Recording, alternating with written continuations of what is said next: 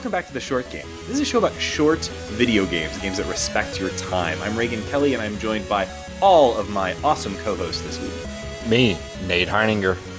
Laura Nash. And Shane. And this week we're talking about a highly anticipated mobile, and I think also Steam game, by a developer that is in the god-tier pantheon for us here at The Short Game.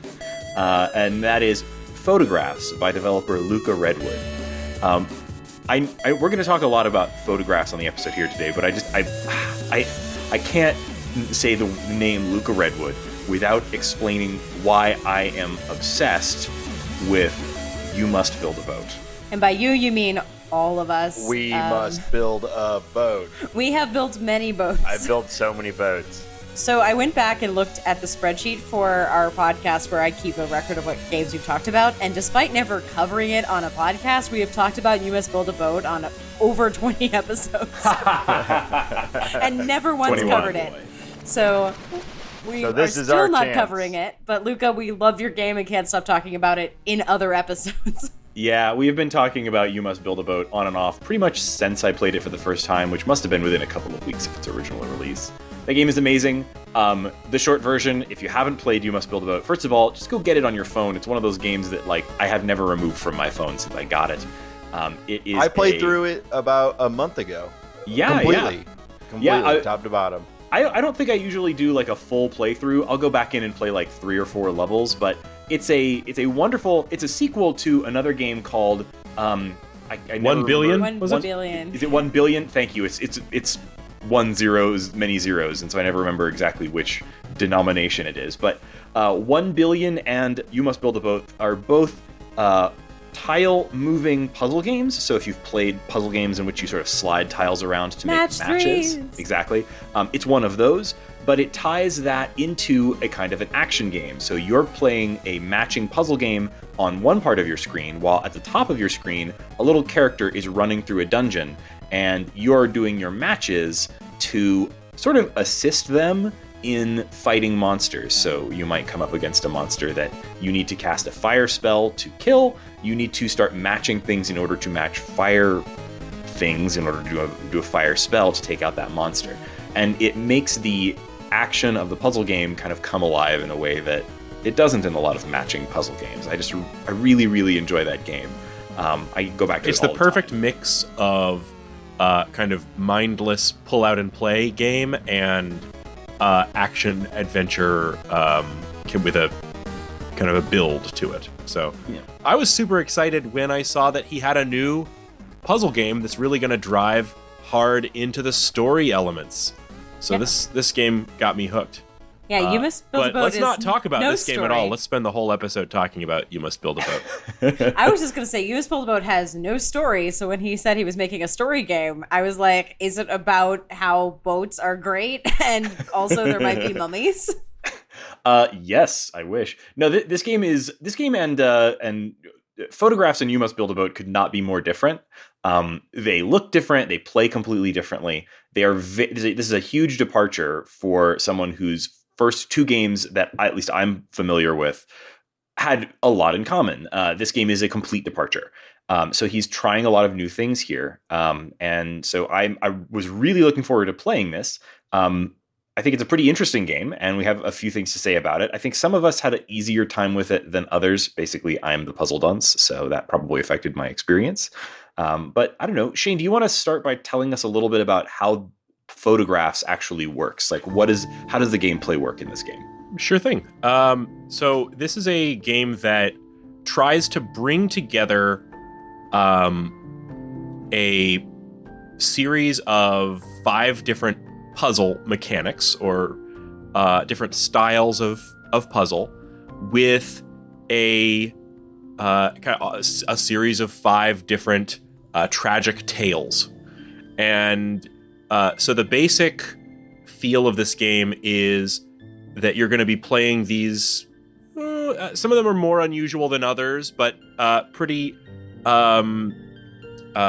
simple puzzle games where you're doing things like you might do in any puzzle game on a phone. You're doing line puzzles, tile puzzles, sliding block puzzles, Tangrams. Yep, that's what I'm thinking about. Tile puzzle. There's even the most familiar for this developer, the Match 3 puzzle. But every one of these has a twist to it. And what they're really going for here is that each puzzle is different from the previous one in some way. Each one changes its puzzle mechanic in a way that tracks along with the story that puzzle is associated with.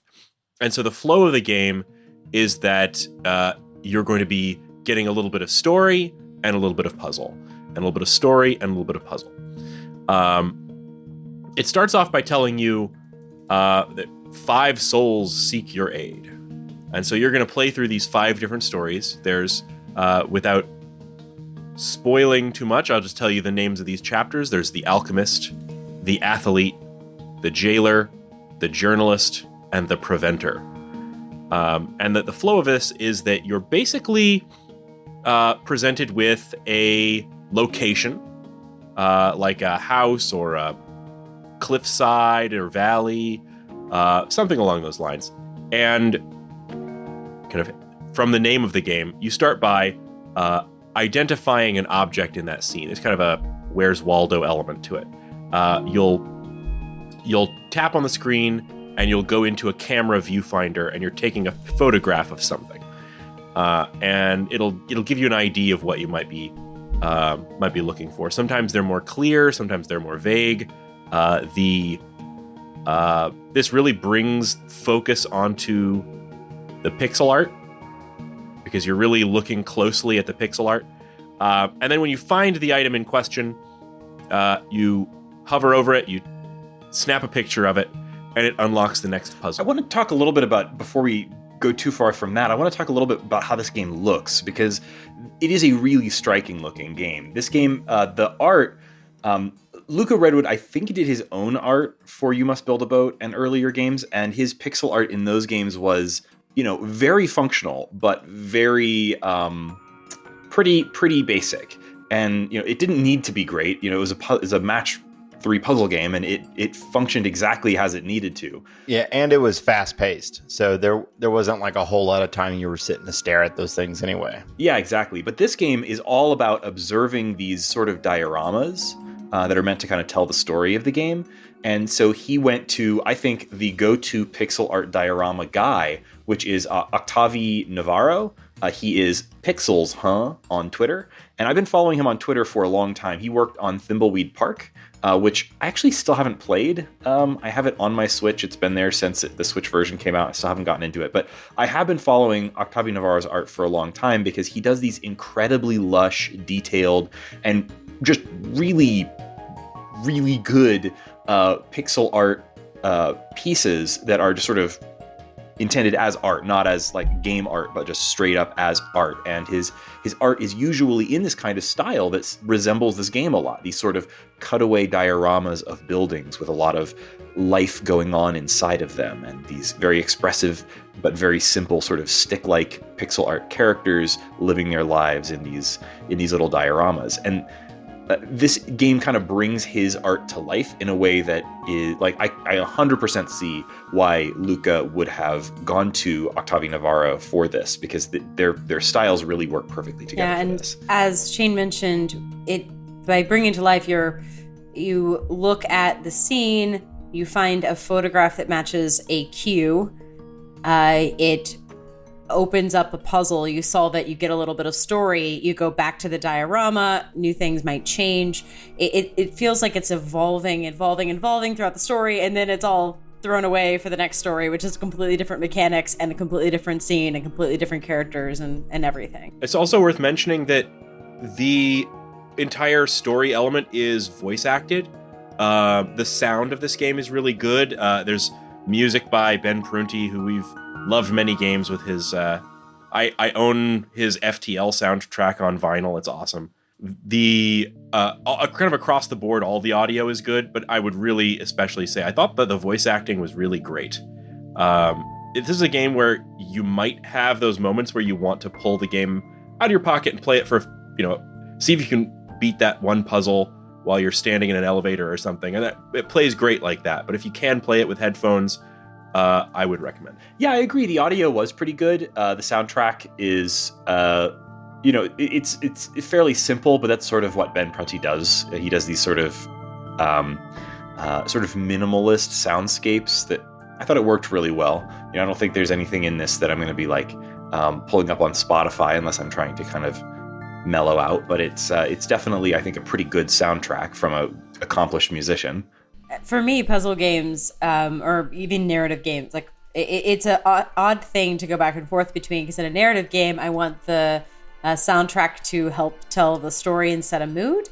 And in a puzzle game, I want it to be allowed to loop endlessly while I get stuck on something that should be taking me about 30 seconds. So it's interesting that the music is one for the whole level. I never was annoyed by it, which to me is what I want out of a puzzle game.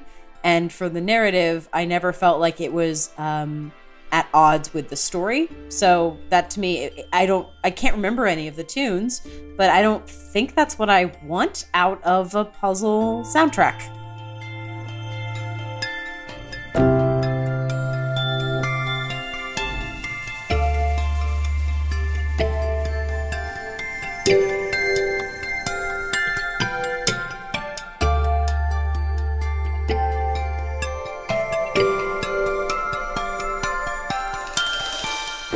One of the things that works the best for me personally, in this game where they're really trying to meld story and puzzle, or bring story out through puzzle, is the places where they take a very common puzzle mechanic, like something like Match 3, and find a way to have something that works as a Match 3 puzzle, but also works as a beat in the story.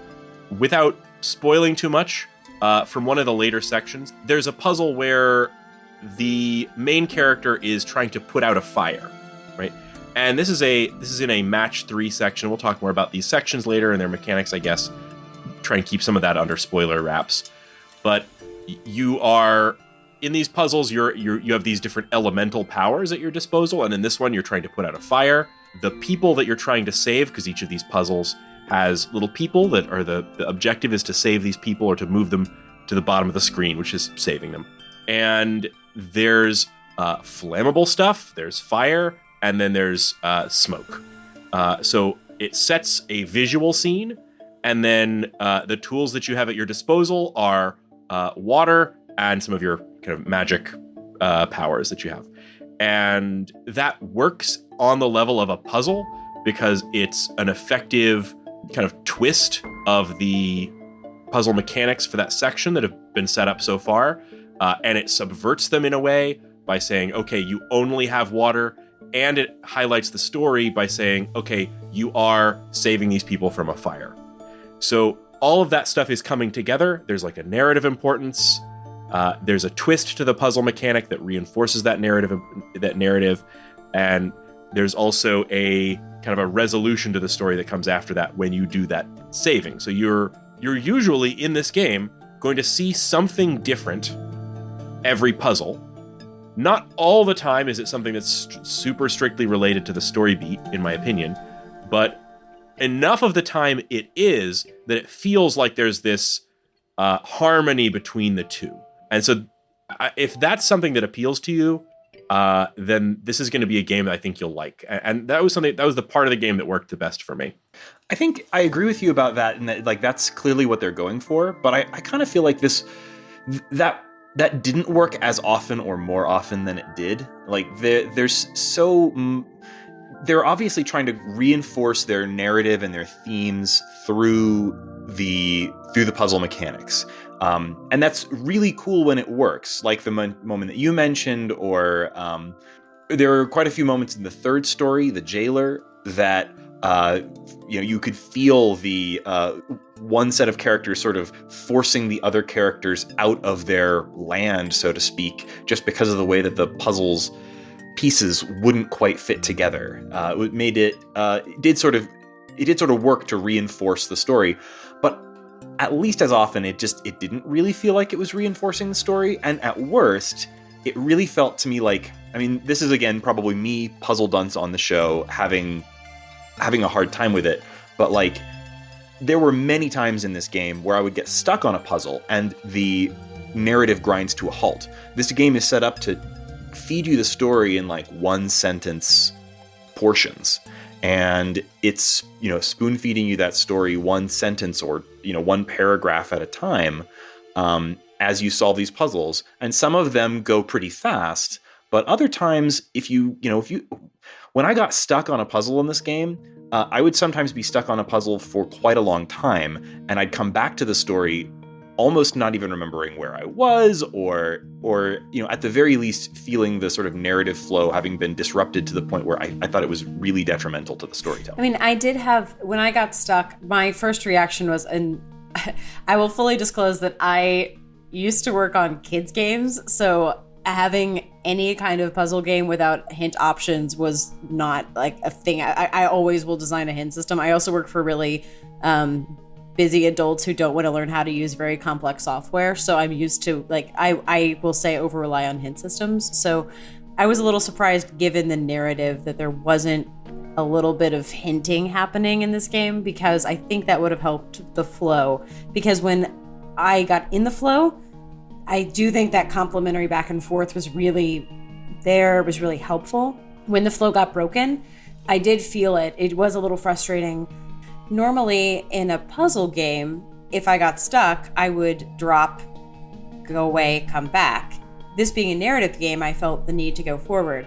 At times that helped. If the character was in a frustrating place and I was having a frustrating time, sometimes the complication feels purposeful, where if I was supposed to be stuck or it was supposed to be a really hard decision, I felt fine staying in that moment, feeling that frustration, that complexity, that hard decision.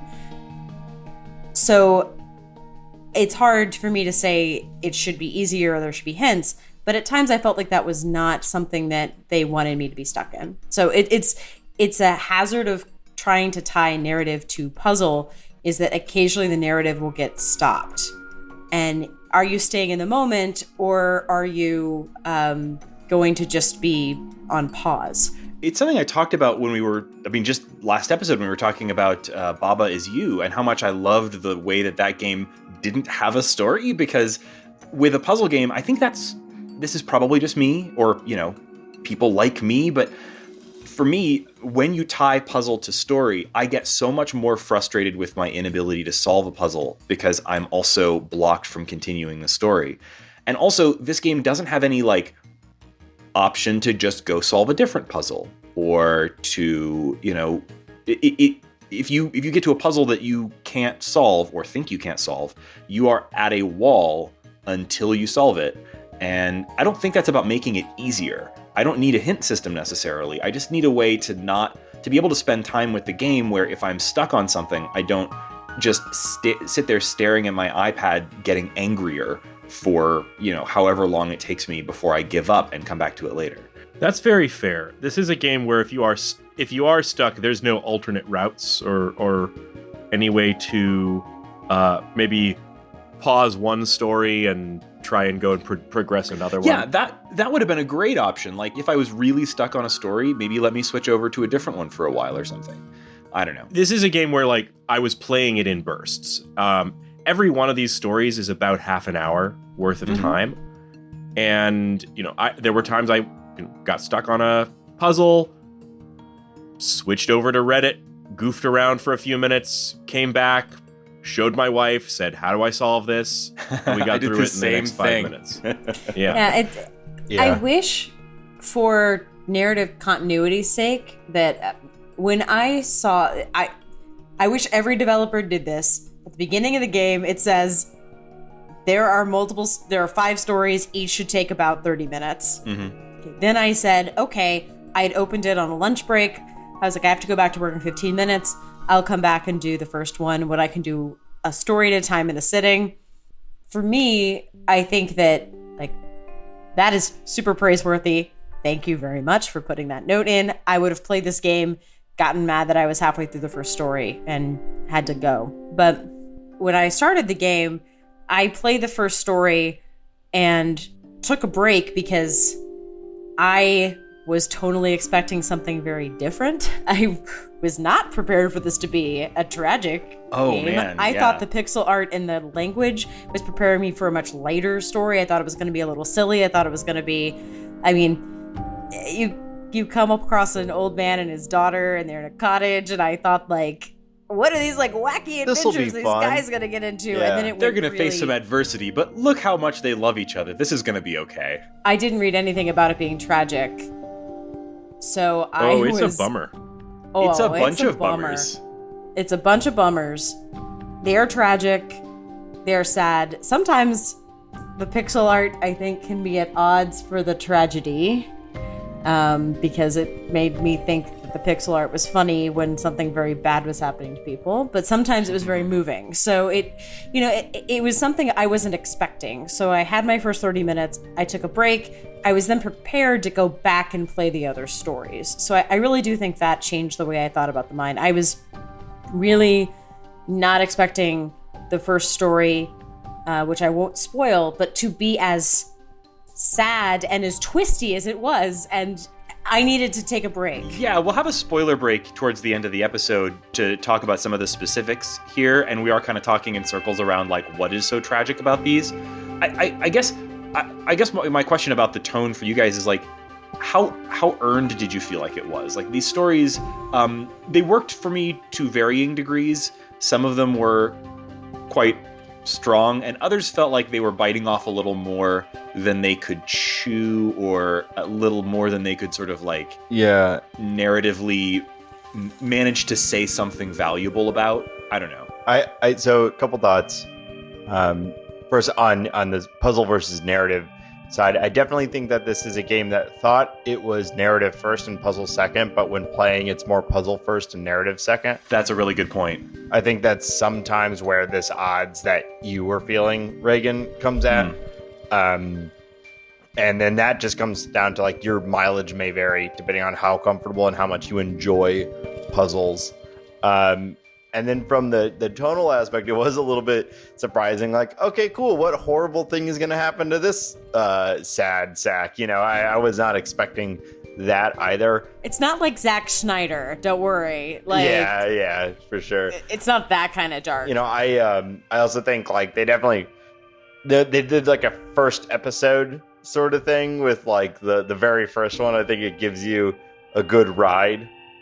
You know, the first story has a lot of ups and downs, and I think that was very targeted which one he chose to be the first one. But I guess after that first one, it's like, well, all at this bets point, are off. Yeah, you know they're all going to be a bunch of bummers at that point. Mm-hmm. Yeah, I mean, I am really curious why these stories, and I don't want to talk too much about what they're about, but they're very different, and the scale, I suppose, is very different. Like some of them are very personal stories, some of them are much larger moral questions, other are kind of sci-fi.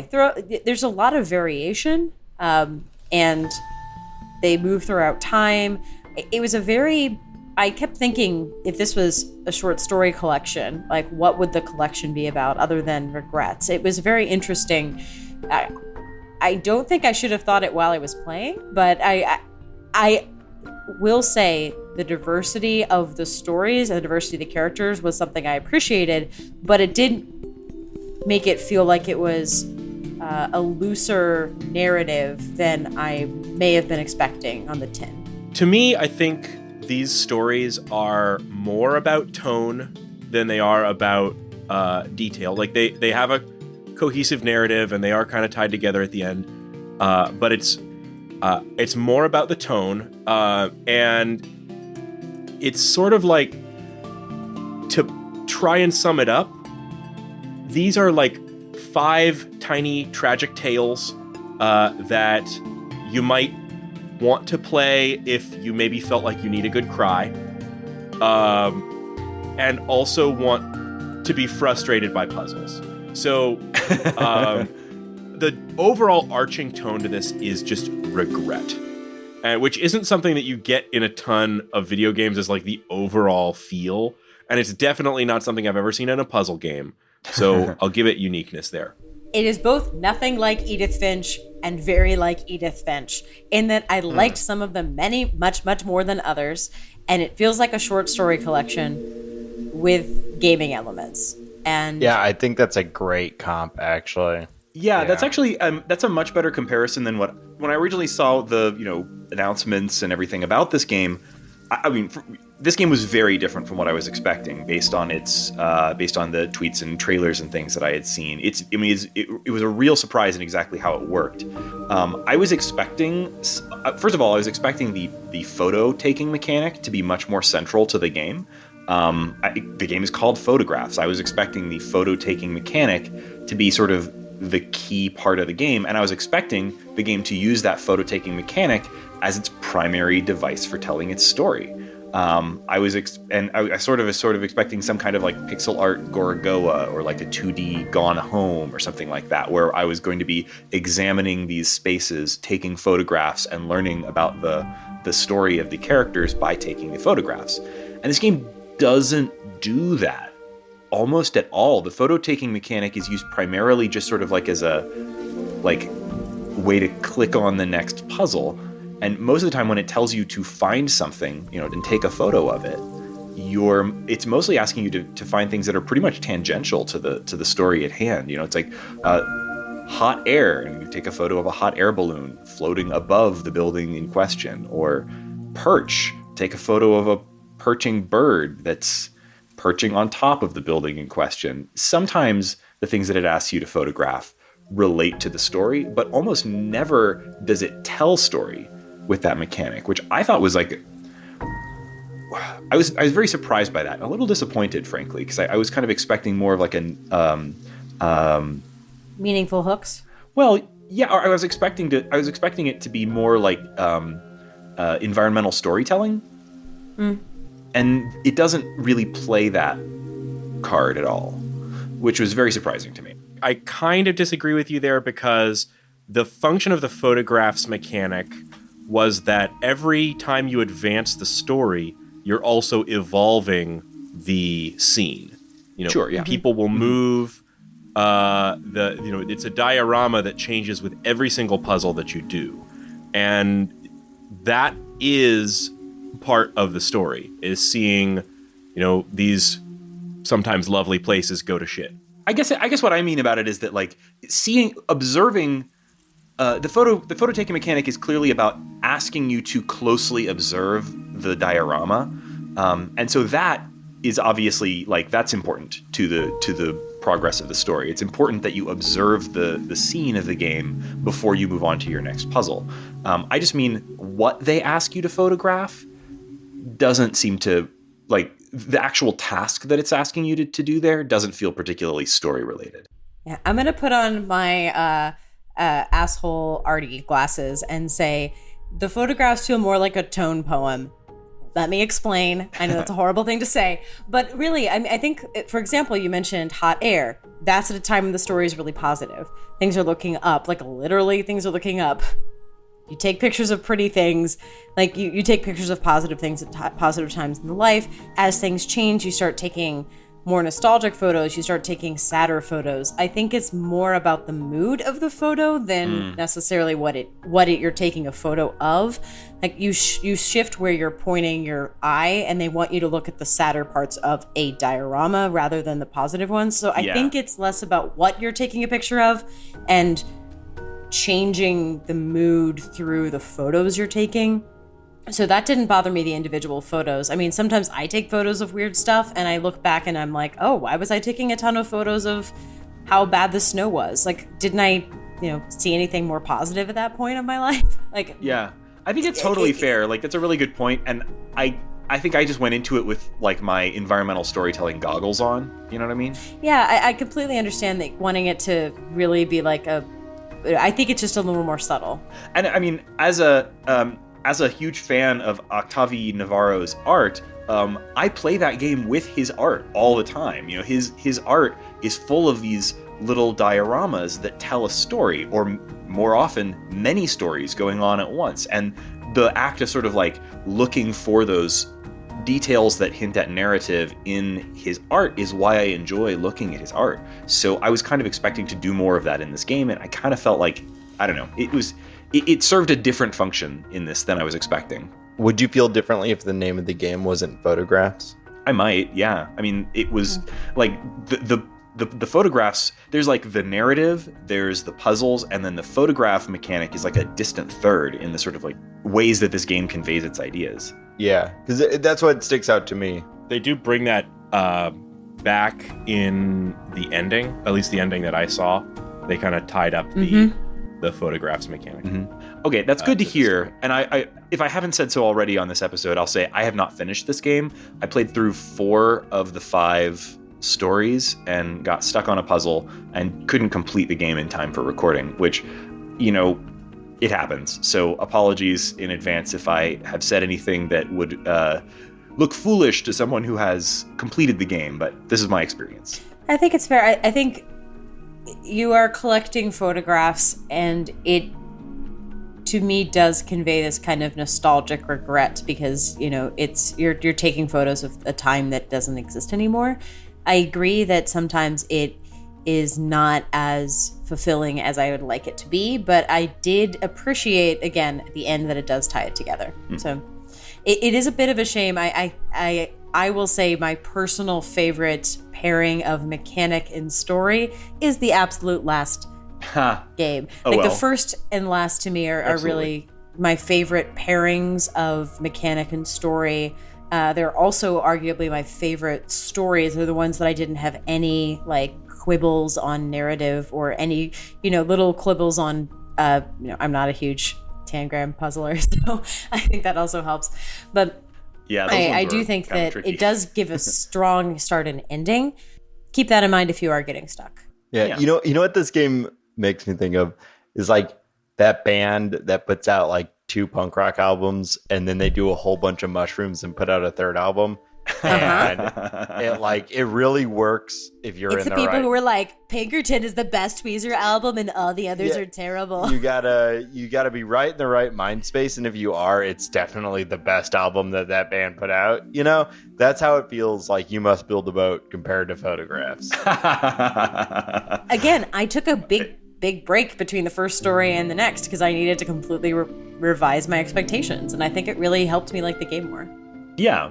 I think I wish I had gone into this more prepared for what it was. I wasn't going into this thinking I was going to be playing, you know, You Must Build a Camera or something, but I wasn't quite prepared for just how bleak and dark it was, and I also wasn't quite prepared for the type of puzzles this game was going to throw at us. I liked a lot of them quite a bit, but when I didn't, they were very frustrating. Yeah, I would agree, and I don't want to dwell too long before we get to our things that are making us happy, because I could use it after some of the bleakness.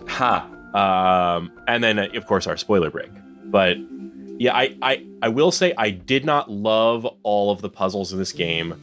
The puzzles that are line drawing puzzles that come in the journalist section, I found particularly not ideal. They were either all really easy or really hard, and there was no middle ground, and I just wasn't a fan of the mechanic. I completely agree. I got really frustrated with a couple of those, and you know, even after sitting and asking my wife if she could help, which is usually my go-to when I'm really stuck on a puzzle because she's better at them than I am. Neither of us could get them figured out. 2 heads are better than 1. Yeah. Unfortunately, it's an ungoogleable name, so if you're trying to look for a walkthrough, just, you know, there are some Let's Plays on YouTube, I think, but it's not like you can find a walkthrough easily for this game because it's called Photographs. Yeah. My favorite puzzle mechanics were the ones for the Preventer, which was a very interesting twist on Match 3. The Athlete, which was a really terrific pachinko-style puzzle game. That one was pretty cool. And probably 3rd place would be either the Alchemist or the Jailer, but it's kind of a mixed bag from there on down. I quite liked the Alchemist puzzles. Now there were places where to me those are Sokoban puzzles, and I hate Sokoban. I hate Sokoban puzzles, but I loved the way it communicated the narrative, so I was able to put up with it. Yeah. That didn't even really feel like a Sokoban puzzle to me. I liked the way that you it's funny, it reminded me a lot of For people who don't know what that is, it's the slidey puzzle. Yeah, sort of a sliding blocks puzzle. But the twist here was that you're controlling both Pokemon Ice Dungeon. Or Pokemon Ice, what do you call it? The Ice Gym. That's what it was. Yes, the Ice Gym. You got there eventually. The sort of twist on the mechanic is that you're controlling two characters and you control them both with the same movements. So when you swipe left, they both go left. Swipe right, they both go right. And they can only ever go as far as they can go and hit a wall and then stop. What's funny was like really reminded me of one of my favorite mobile games that I've probably never shouted out on this show, so maybe it's worth doing. And that's Tomb of the Mask.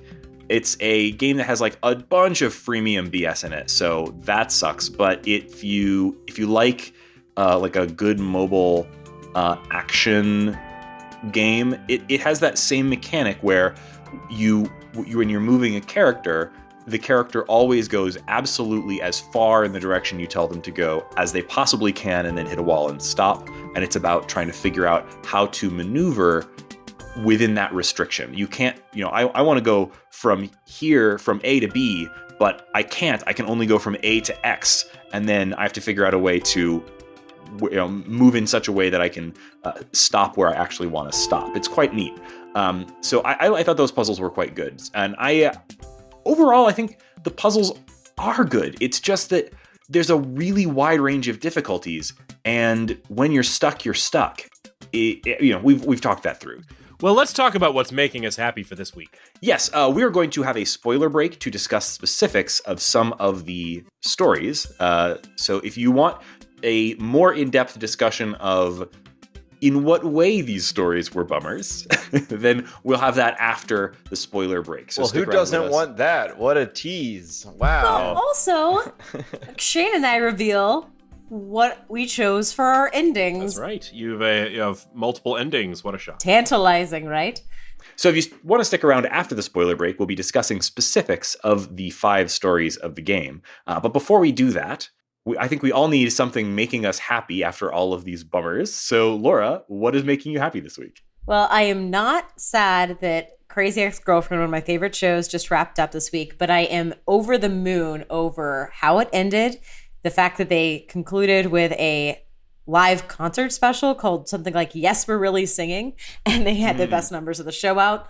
And also that for once, my little show that no one seemed to watch but critics loved is just getting so much coverage. So I can finally revel in Game of Thrones level coverage for my little weird musical show, which includes Wikipedia has its themes listed as mental illness, female sexuality in the reproductive system, and parenting.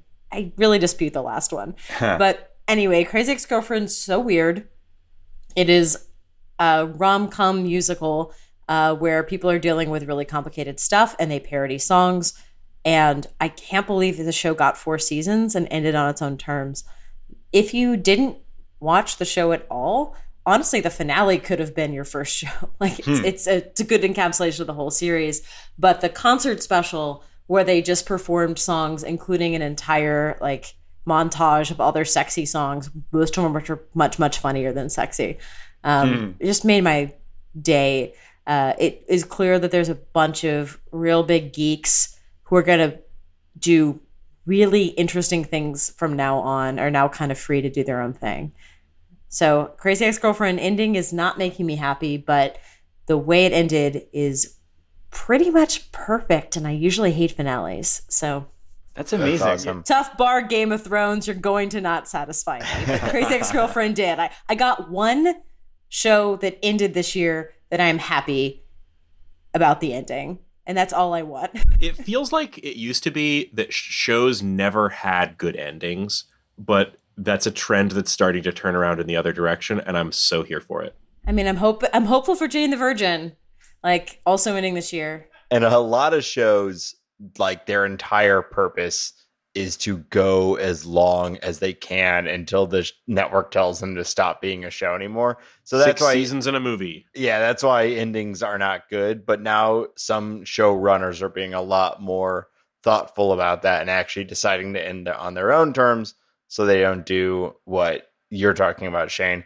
And Laura, you just that's great, and I'm really glad that your favorite musical TV show got to go out on its own terms. I will forever be sad that Galavant, my favorite, Galavant did not go out on its own terms. Yeah, my favorite just weird. Ended. I can't believe they even got a second season, though. Neither can it. Yeah. No, I know, right? The entire opening was, we can't believe we got a second season. No one watches the show. Oh, it's so good. That wasn't even going to be what's making me happy, but I'm just jumping in right now, and I'm going to say... Go for it. Galavant.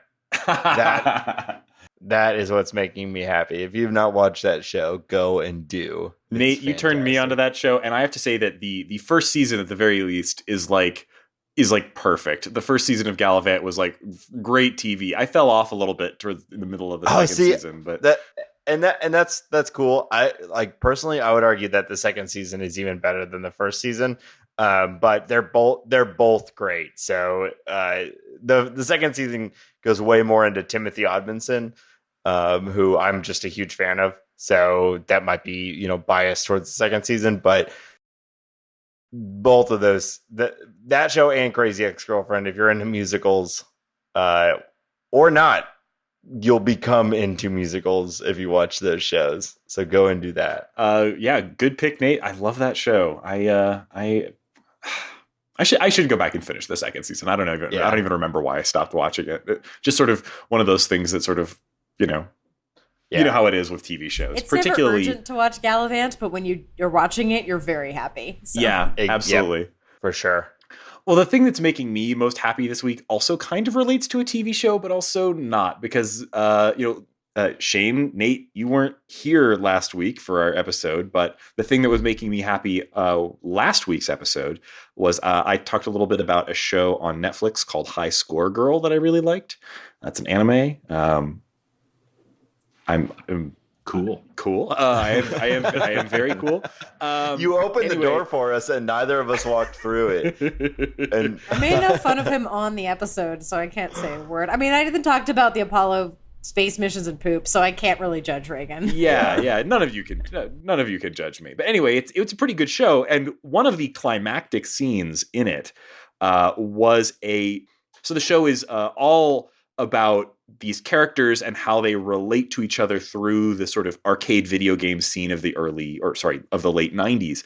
And there's a huge climactic conflict in which the two characters are playing Vampire Hunter, Darkstalkers Revenge against each other. It's a fighting game that I wasn't familiar with. It's a Capcom fighting game, kind of similar to Street Fighter, but with a totally different vibe.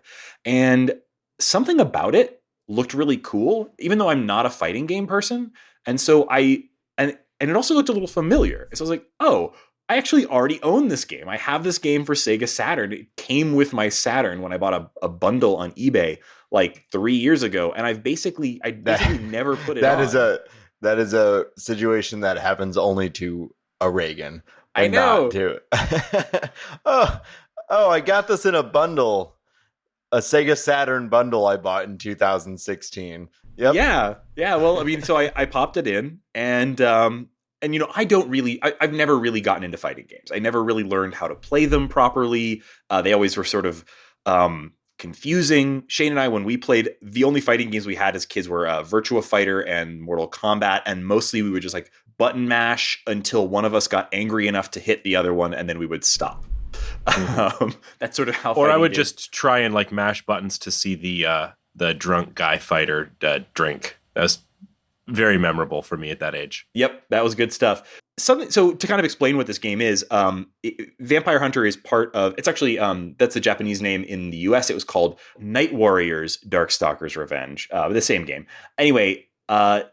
It's a fighting game with a lot of similarities to Street Fighter, but it was Capcom's attempt to try to do something a little more over the top, a little less. I mean, Street Fighter is very over the top, but here all of the characters are based on monsters. So you have a Frankenstein type character, you have a vampire, you have a succubus, you have a sort of creature from the Black Lagoon type fishman. And my favorite, you have a Chinese hopping vampire. If you're not familiar, by the way, Chinese hopping vampires are a really fascinating Wikipedia hole to fall down.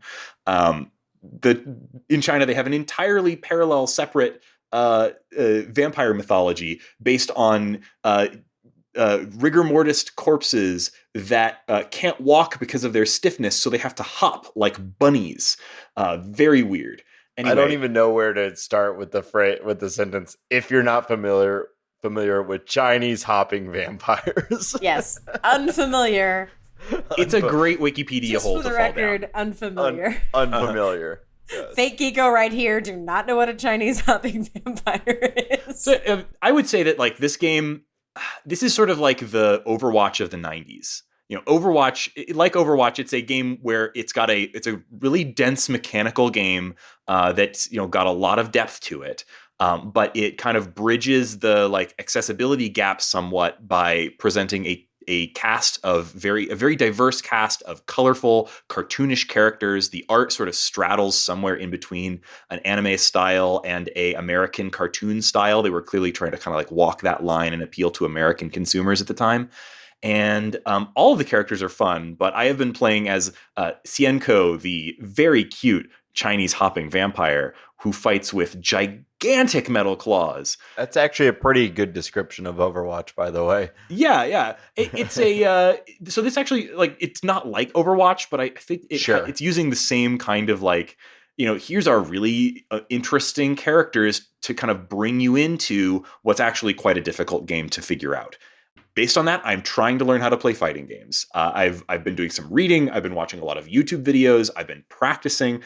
I've never really been good at fighting games before, but I'm interested to try. And I don't know if Darkstalkers is the right place to start, but it's... if you're trying to get into a mainstream genre, surely some obscure Sega Saturn game from the 90s is clearly the way to start. So I think it also had a port on the PlayStation 3, so you can play it there too if you want. Well, I'm sure that community is ripe, and there's tournaments abound for you to hop into.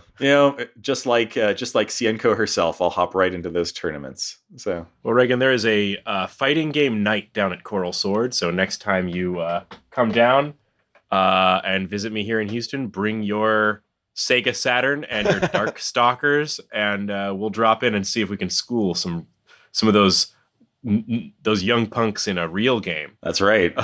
Yeah. Shade, I'm interested to know if you are going to bring us more Chinese hopping vampires on your What's Making Me Happy. I'm trying to think of a good transition from that, and it's really drawing a blank. That's fine. Just act like it didn't happen and move on. Ancient mythological figures play some small role in my pick of the week. So the thing that's making me happy this week is I kind of just stumbled on this show. It is called Lodge 49. Lodge 49 is a kind of a slightly dark comedy that's now had just one season, and it is about a kind of a dim but genial beach bum named Dud, whose life has kind of gone to shit after his father died and the pool supply store that they ran together shuts down. And in the first scene, he is combing the beach with a metal detector, and he finds a gold ring with a lynx on it. And he finds this ring that turns out to be from the Fraternal Order of the Lynx. And then his car breaks down right in front of the lodge, Lodge 49, where he meets Ernie, the luminous knight, who is also a plumbing salesman. So Dud is played by this actor that I've really come to like. I think I first saw him in the Richard Linklater movie Everybody Wants Some, which is about just a Texas baseball team. And he plays this part so well. It's hard to tell even right at first, like, is Dud... Well, first, I had a hard time first making out, is Dud smart or dumb? He's almost that hard to figure out. But the wonderful thing about the show, the thing that I really love about it, is that the writing is incredible, and they managed to pull off this incredible tightrope act of writing.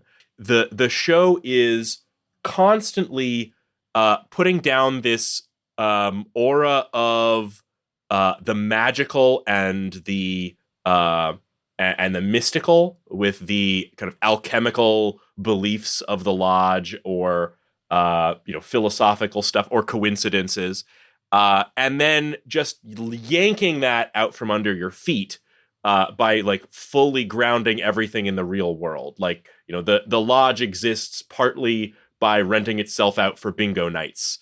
They're literally nobody who's a member of the lodge really believes in their like alchemical stuff. You'll have an episode where there's like a scout breakfast interrupting some of the most mystical stuff that that you might have in the show.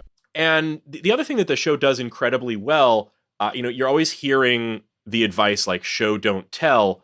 The show is full of these things that seem like non sequiturs. Like Dud, when first introduced as a character, he goes and he's asleep on the floor of his old apartment that he's been kicked out of, but somehow still has a key to. And he has a dream about a snake coming towards him. And these things that seem like, oh, well, maybe that's like a mystical subtext or something. But they always bring these things back again and again in some interesting way. Like it's full of details that feel like they're throwaway details, but aren't. And so, it turns out around the time Dud's father died, he quit surfing because he was bitten by a snake, and he can no longer surf. And like I said, it walks these tightropes between showing something about the character and then having the character just flat out tell you about it. One of the things that's great about Dud is he might not be like the smartest guy in the room, but what he is really good at is articulating what's going on for him.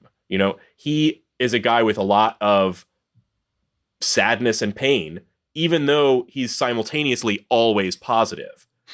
Always seems like the happiest guy in the room, but also like somehow the saddest guy in the room. And when he does talk about himself in that way, it's some of the best writing in the show. So that's my pick. This is on AMC, so you can find it anywhere you can watch AMC shows. It has some incredible guest stars that I won't name because the surprise is just too good. Bill Murray. Better. Yeah, that's all I really can say about the show without spoiling any of it. I don't want to tell you much about what actually happens. I will cry tears, real tears, if this show doesn't get a second season. Well, I'm definitely gonna have to check that out. Thanks for the ringing endorsement. So before we go to our spoiler break, since we will be doing some spoilers, let's do the admin and outro here before we go to spoilers. So thank you very much for listening to the Short Game. You can find our show on the internet at www.theshortgame.net, where you'll find our show notes page full of past episodes. You can search for things. If you're interested in a particular game, go see if we've covered it in the past. If we haven't, let us know about that game. There's a contact form on the page, or you can email us at the info@theshortgame.net, or you can find us on Twitter @_shortgame. We love to hear from you. We love to hear games that you are interested in or games that are upcoming that you think might be right for the show. You can also find me on Twitter @RayganK. That's RayGanK. Laura, where can people find you? You can find me on Twitter @LauraJNash. Shane, where can people find you? Also on Twitter @8bitshane. And Nate, where can people find you? You can find me on Twitter @NateSTL. But I also want to do what is my favorite thing to do on the show is give a quick shout out to someone who did leave us a really, really nice 5-star review on iTunes. It really means the world to us when people take the time. We continue to stay iTunes review, and they no longer call it that. It is Apple Podcasts. True? Yep. All right. So leave us a review on Apple Podcasts. Doesn't matter. We still like you. Yes. Yeah. Whatever you call it, someone out there has taken the time to write something nice about us, and it really means the world to us because we do this show completely just out of the joy of these games and like talking about them. So when someone out there actually takes the time to tell us that they appreciate it, we really, really love it. So Nat Sun emoji, whoever you are, wherever you are, said amazing and a lot of fun, plus a whole paragraph of really nice things. Thank you. We really, really appreciate the kind words. And if you're out there and you listen to the show, take a few minutes. Tell us what you think. We would love to hear from you. Thank you, Nate. And thank you for listening to The Short Game. Here it is, your spoiler break.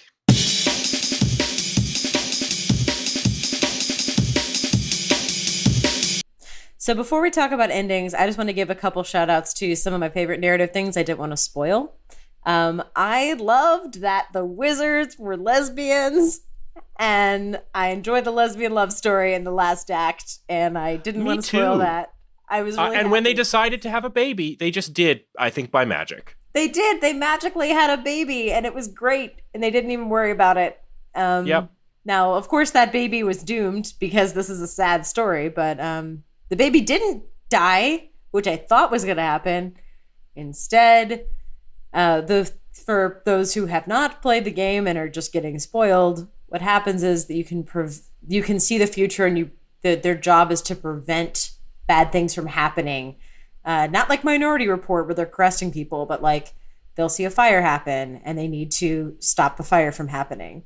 Yeah, the whole setup for that one was lovely. They're like these wizards that live in a castle, and they will just sort of magically use a special magic room to teleport to places like an apartment building that's about to burn down, and make sure that the locks aren't broken so people can get out. So nice. And then they fall in love, and they have a baby, and then they, of course, look to the future, and the baby's doomed. And what do? Maybe you murder someone, but that's the whoops. That's not even the tragedy. I'd like to hit all 5 stories, just kind of briefly summarize so that we can have that out of the way. Absolutely. I just wanted to The follow Alchemist, up on that one. I was excited. It's the best one. In The Alchemist, a old man caring for a young girl. He's an alchemist. She is poisoned by a terrible plant that turns her bright red and promises to kill her. He comes up with a cure. Warning for mental illness, sort of.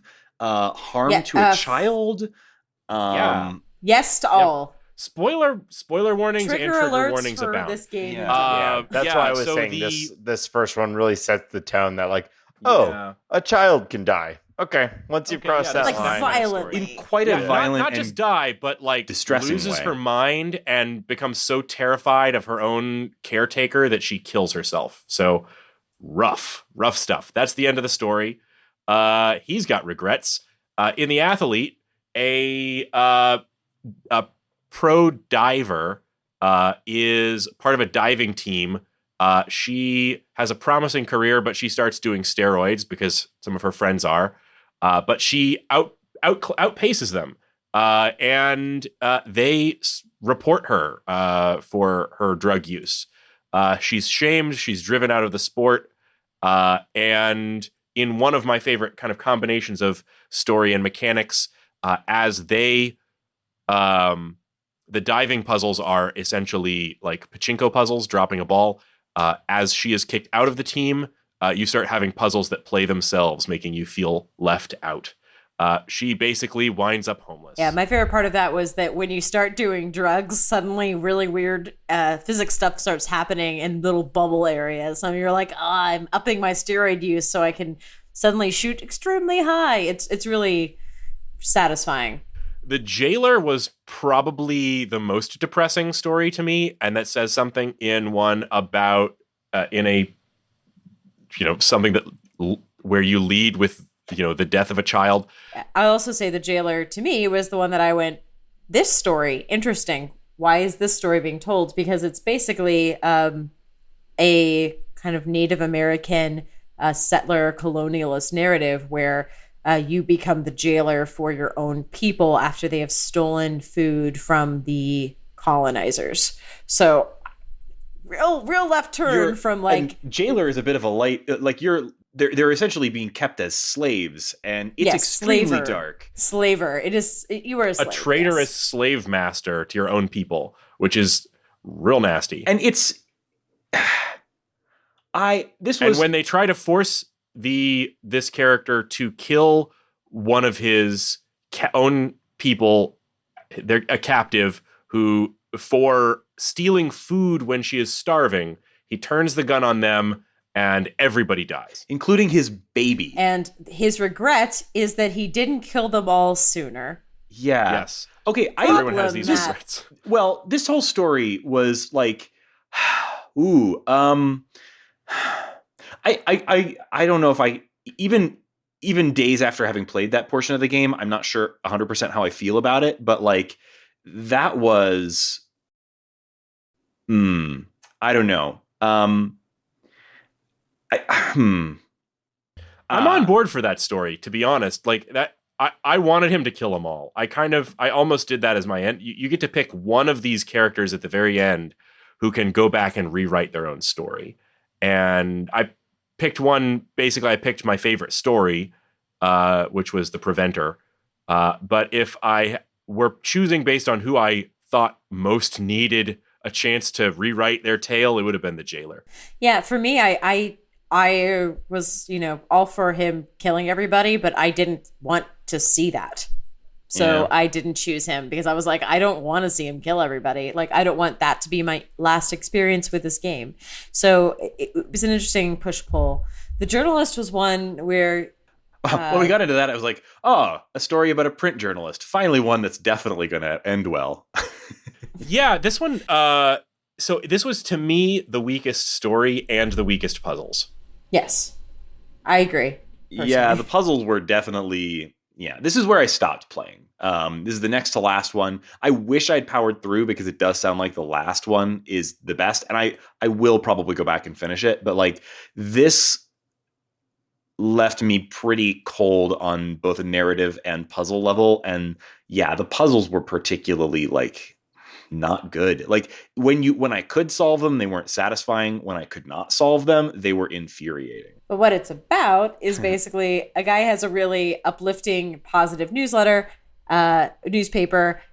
It's not selling well. He turns to the Daily Hate and becomes a really angry newsletter. But unfortunately, he gets, well, I guess fortunately for his money and unfortunately for the entire world, it becomes the most best-selling newspaper of all time. And everyone goes apeshit being horrible to each other. And eventually one of his former employees reads an editorial called "Fired, It's Your Fault" and blows the place up. So the Daily Hate is the magazine or the newspaper that also outs the steroid user. The steroid user.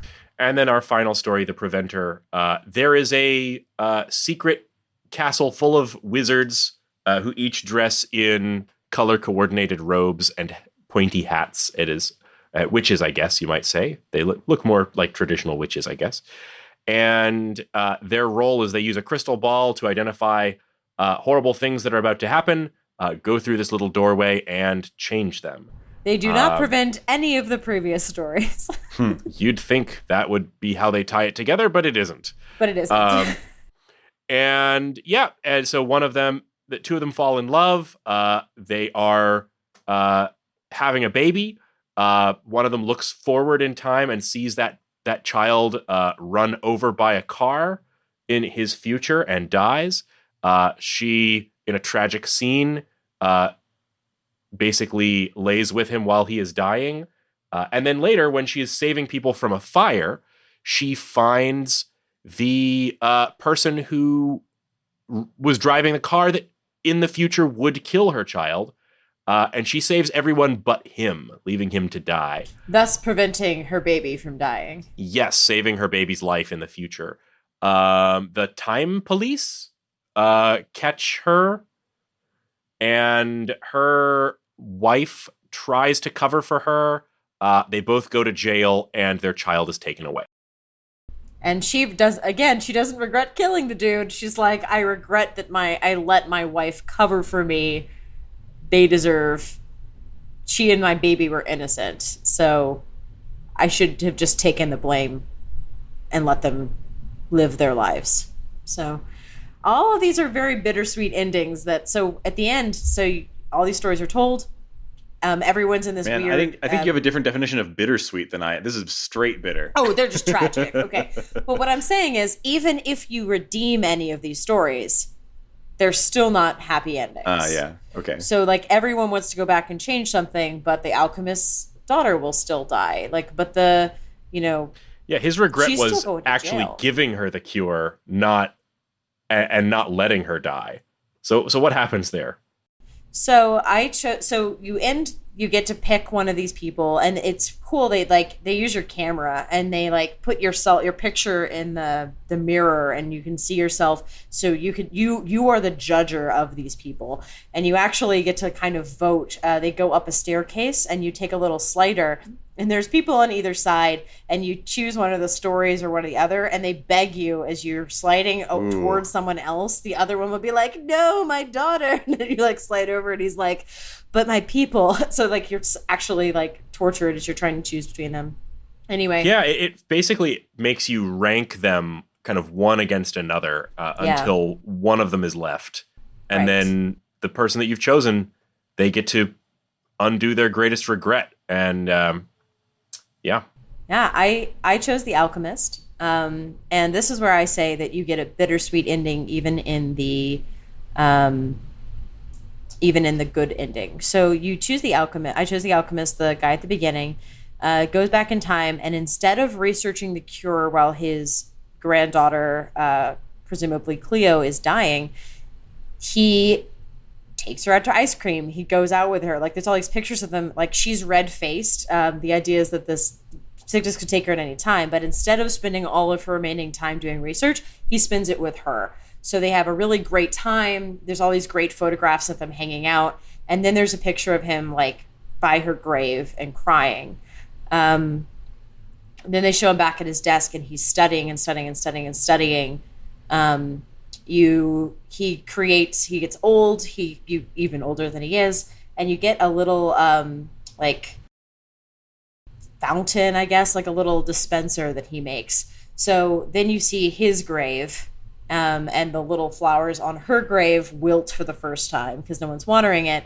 But you see another guy with a red-faced son come drink the water from the dispenser. The son is cured and goes. So it's implied that he finds the right cure after she's passed. And so he gets to save other people, even though he didn't save his daughter or granddaughter. And during that time, he had a good time with her, spent the rest of his life doing the right cure, and saved other people. So it's sad because the kid dies, but honestly, it's about as good an ending as I could have thought, especially for one where the last picture is two graves. It's a pretty good ending. He cures other people. Yeah. He gets a good time with his granddaughter. I chose The Preventer because that was my favorite story overall. And of course, her regret was that she involved her wife and child in the deception and murder. So she goes back and she confesses. She kills the man, and then she immediately calls the police. They come and they take her away. She's shown in prison. Time passes, but she is receiving photographs in the mail, handed to her by a guard in an envelope. She's taking them out, and they're all photos of her wife raising their son happily together. She's a single mom, and she seems exhausted, but she's together with her child. Years and years go by. Eventually, she is finally released from prison. She goes and she finds that her wife has a new family, and she weeps as she looks at them from outside the house and then walks away. So, but the wife and the son have grown up happy, and she's found new love, and it's a happy family that she wishes she could have. So also a bummer, but those who are innocent in this did not suffer. So that's about the best you can hope for in photographs. Whew. Yeah, those are Cool. pretty rough. Fun. Yeah. Well, I think we'll call it there. If you are still listening, thank you for listening to The Short Game. We are going to be back next week with another episode. Looks like probably Rolando. If you haven't played it, if you didn't play it in the ancient history of the App Store, Rolando was one of the first really great iPhone games. And it was not available for quite a long time because it was not updated to work on modern devices. It's now been not only updated but remade. So it's a new game. Even if you purchased the old game, you have to buy it again, but it's a new purchase for basically a remake of Rolando. And I've always had great memories of Rolando. I'm really looking forward to playing it again. So I'm looking forward to next week on The Short Game. I can't wait. Rolando, it's back, baby.